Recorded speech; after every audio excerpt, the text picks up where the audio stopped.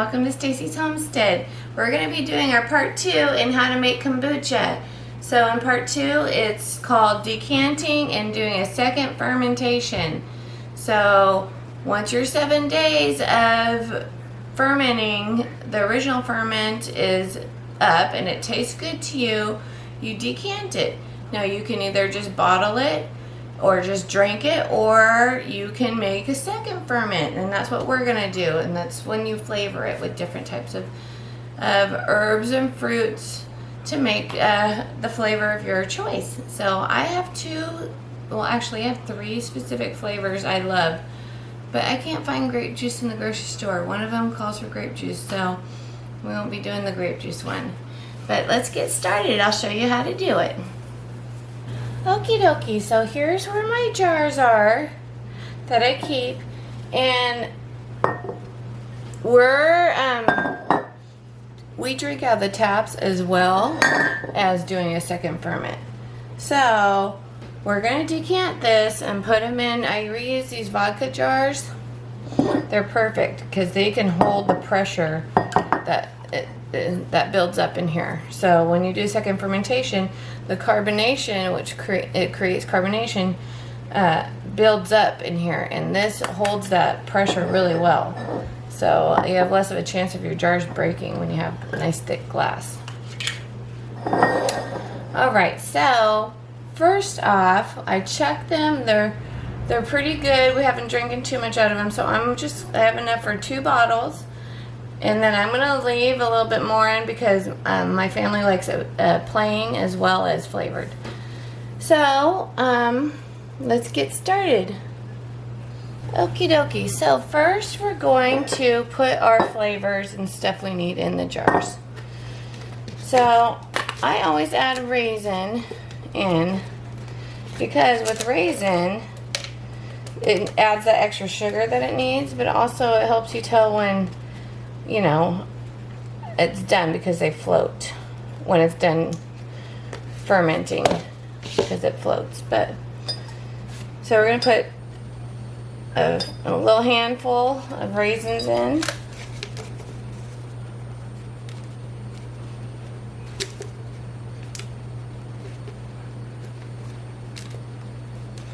There we go. A little handful of raisins in. Mine are frozen. That's why it takes. I keep all my stuff in the freezer. Alright, we're going to do raisin. And then one of them I'm going to do a cherries. And the other one I'm going to do, actually let's do 3 of them. We have enough for 3. So one's going to be cherry. We'll do the cherry one first. We're just going to add a bunch of dehydrated cherries. If you have almond extract, it's good to put in there, and it gives it like a Dr. Pepper taste. But I don't have almond extract. So we're just going to do some cherries. And you can eat these afterwards if you want. There, I think that's good. I don't know, I just like to try to cover the bottom, with a layer of stuff. Alright, so we've got our cherries in there. You can add you know what, let's just add apricot. I'm just doing an experiment here. We'll do the apricot in there. I'm going to slice it up and put it in here. Goes back. Put them in the bottom of the jar there. And then we're going to do, I like to add these pineapples. They're so good in kombucha. I can throw out open the bag. This is what I use in all my kombuchas. It lasts a long time because you only need a little bit. So it's sugar-coated pineapple. So I just make sure you cut it enough so you can get your fruits out of those little whole ones because they'll swell up. So I'm going to put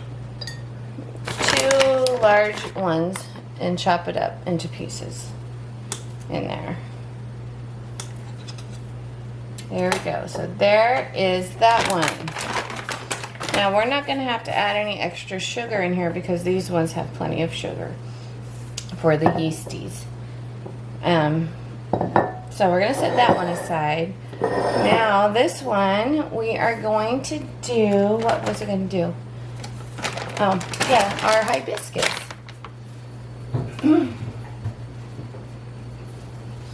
Now hibiscus is one of my favorites, as I always do this one. This is the hibiscus flower. And I got it on Amazon. And you're going to do about 3 tablespoons of hibiscus flower in this big of a jar at least. So, this big of a jar is how many ounces? It doesn't even say. It's at 1.75 liters. So, you don't have to be exact. So, I just like to cover the bottom. So, any jar you're doing, just cover the bottom. No matter the jar. As long as the bottom's covered, you have enough. So, hibiscus leaves a cranberry taste flavor. It's so delicious. It's like so good. It's better than cranberry juice. It's like a different, unique flavor, but it's reminiscent of cranberry. It's my favorite. And in hibiscus, I will add some sugar because you need a little bit more sugar. And the sugar is not going to be in there. It's going to be, it's food for your fermentation. So you have to use real sugar. This stuff's not on the diet. If you're on a diet, this stuff's not on a diet. You know what I mean? You can't make nature take a diet. You got to use the real stuff. So, some people use honey. I guess you can use honey too. But I use real sugar. Alright, so I got the bottom covered and that's perfect. And then I also will add a little pineapple to that one too. I like the pineapple. I don't know, I just do one little pineapple in it. It's like my go-to one. I found it just makes everything taste really well. Alright, then we're going to add a little sugar. Just about a teaspoon. There we go. And there's that one. So that's a good one. And so normally on this one, and I can't find grape juice. I went to the store. I probably just have to run to Costco to find it, but because I have to do Welch's grape juice. It's the only grape juice I like. So anyways, normally you put about a cup or a half a cup of grape juice, and then I put my pineapple, and that's so good. Like the grape juice one is the best. It's my kid's favorite. But we're gonna just do pineapple in this one. And another hibiscus because it's our favorite.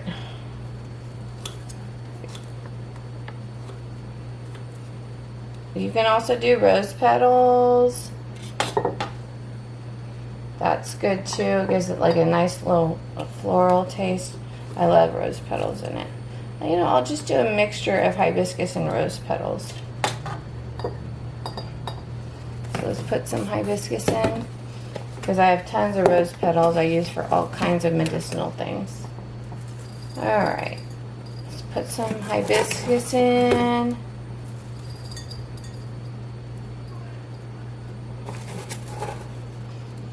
Now the raisins, when you add it, it really doesn't do too much for the flavoring. It just adds sugar. And it helps, it's an indicator to know when it's good and ready because it floats.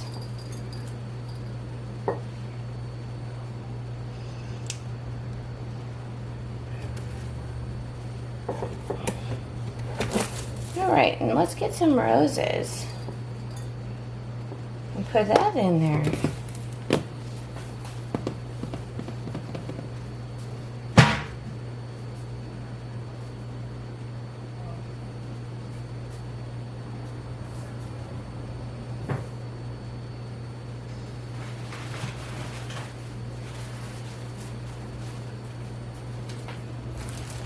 You can also do like, I got my roses here. You can also do like herbs too. You can do oregano and basil, and that will do good in there. Okay, get my finger stuck. Don't put your finger in there, get stuck. I use a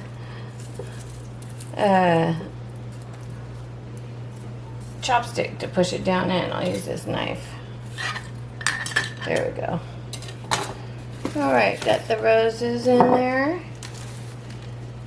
Do a couple more. See how that one turns out. I dehydrate my roses every year. I have tons of roses. It's almost too hot for them to bloom. I gotta get out there and get some rose petals for some jelly. Alright, so that's it. And then now we're gonna decant. And so I'll move these out of the way so you can see me decant here. So here's where I decant. So we're gonna just take out 8 cups of each one. And I'm gonna save some in there.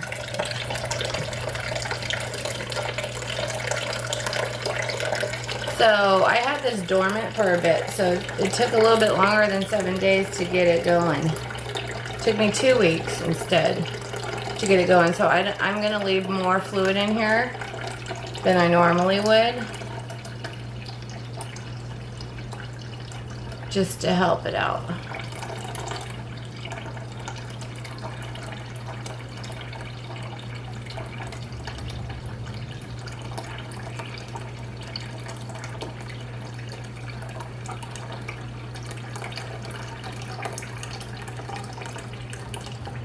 Alright, so let's put this one and the cranberry one.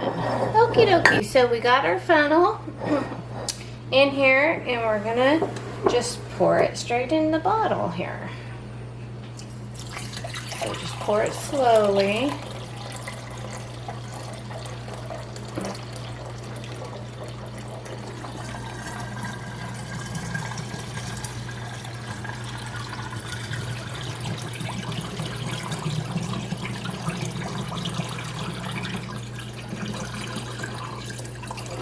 So 8 cups pretty much fills one of these. And you want to go up to in the neck just a tad to help create that bottleneck for the pressure of the air to get infused into your kombucha to create carbonation. See, it already has nice carbonation.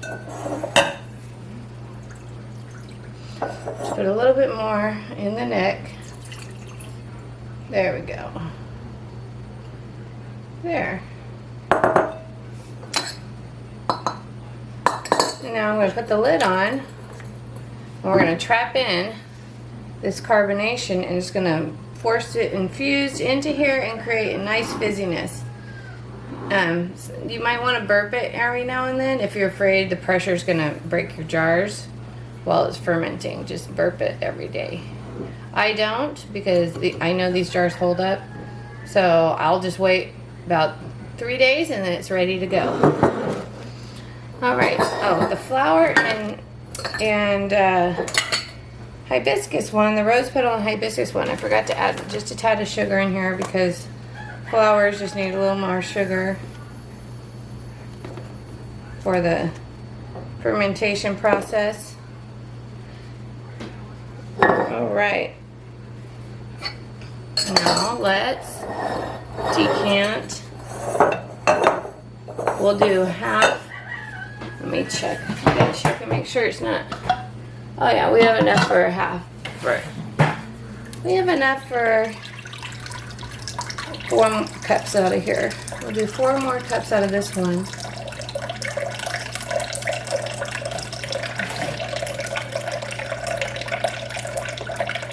Remember, you want to save back at least a cup per gallon.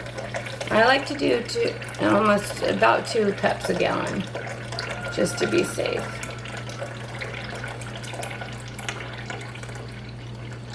Alright, we got that. Let's pour it in here.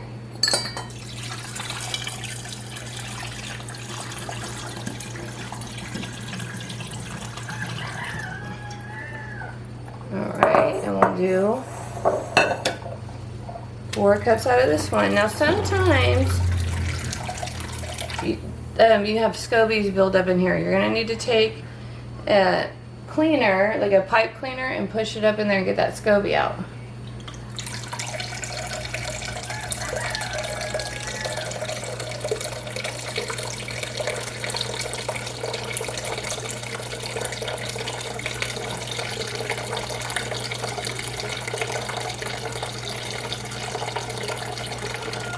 Okay, so we got, see, it has a nice little head on it right there.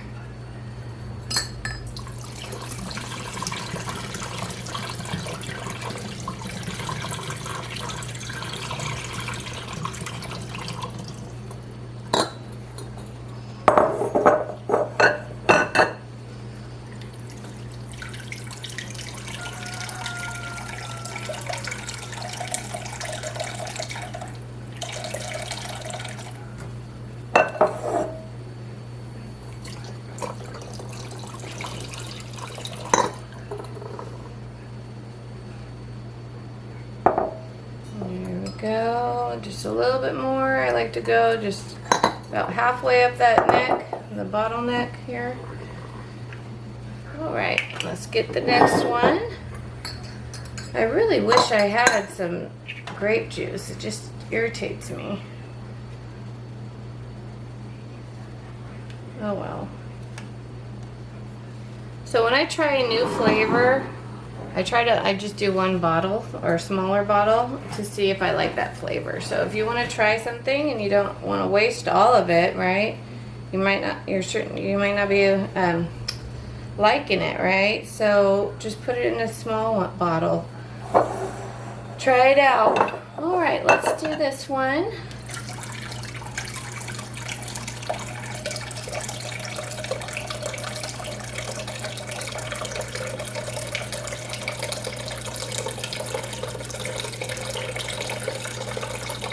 So it's about 3 days for me. You just let it go until you like the flavors. It can go longer. So in 3 days I'll start drinking it, but I keep it on my counter for up to a week and then it's gone.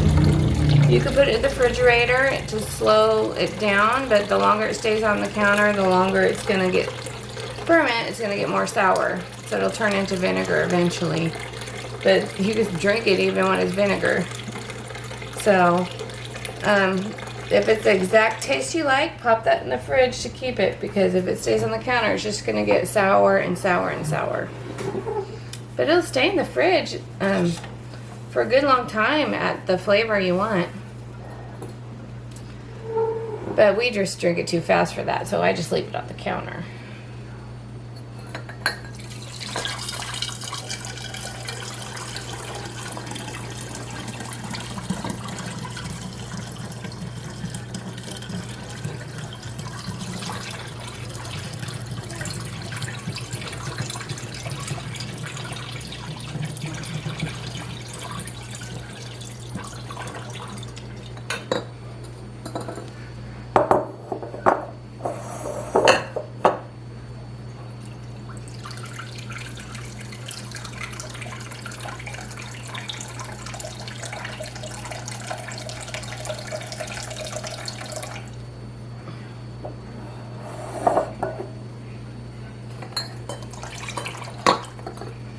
Alright, so there we go.